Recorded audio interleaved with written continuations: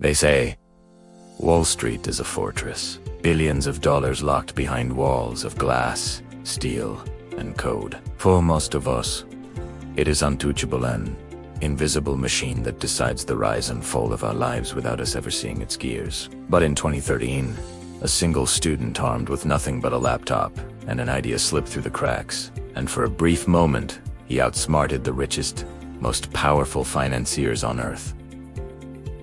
This isn't a story about money, it's a story about genius, obsession, and the price you pay when you humiliate an empire built on greed. His name was Alex.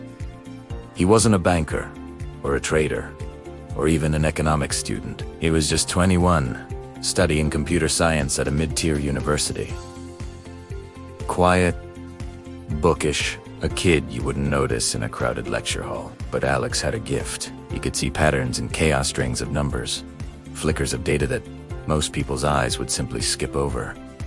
What others saw as noise, he saw as music. And late at night, when his roommate slept, Alex was staring at something strange. A public feed of Wall Street stock prices, updating by the millisecond. At first, it was curiosity, but soon he noticed a rhythm.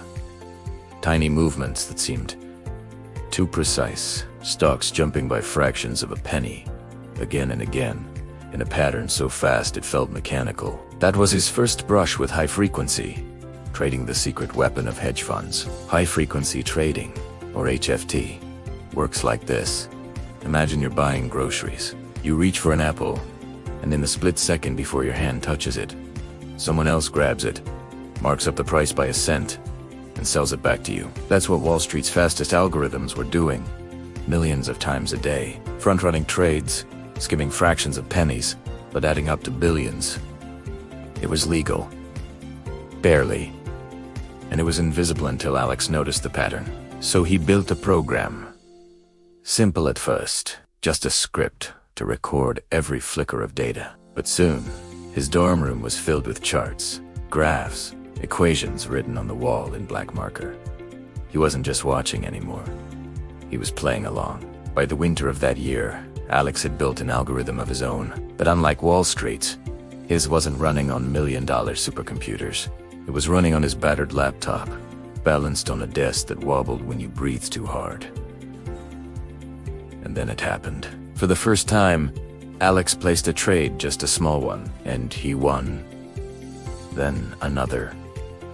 And another. By spring, his student bank account, once hovering at a few $100s, was swelling into six figures. But it wasn't the money that thrilled him. It was the realization.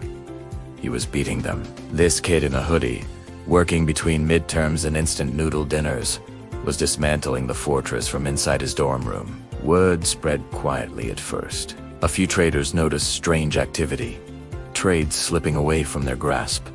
They dismissed it as noise. But then the losses started piling up, and in the hushed offices of Manhattan, men in $1,000 suits began asking the same question. Who the hell is doing this? Because Alex wasn't supposed to exist. The financial system is built on the assumption that outsiders can't play their game. The speed, the access, the insider network sits, all designed to keep you out. But Alex had broken the spell. This is the part of the story where we like to imagine a happy ending. The student becomes a legend. David slays Goliath and walks away with millions. But that's not how it happened. One morning, Alex opened his email to find a message waiting. Not from his university. Not from a recruiter. From lawyers representing one of the largest hedge funds in the world. They weren't congratulating him. They were threatening him. T-trades, A-mate, they argued, weren't clever, they were illegal. He had manipulated markets. He faced lawsuits, fines, even prison. Alex tried to fight. He argued he'd done nothing wrong, that he was only using publicly available data. But against Wall Street, truth doesn't matter. Only power does. By summer, Alex had disappeared. The lawsuits never went to trial. His program vanished from the internet, and in the endless churn of financial headlines, his name faded into silence. Some say he was paid off.